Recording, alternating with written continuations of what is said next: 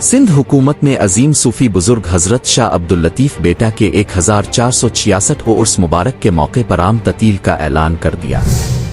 वजीर आला सिंध सैयद मुराद अली शाह की मंजूरी के बाद नोटिफिकेशन जारी कर दिया गया, जिसके मुताबिक सूबे भर में कल 20 अगस्त बरोज मंगल को आम ततील होगी। इस मौके पर तमाम सरकारी और नीम सरकारी दफातर बंद रहेंगे।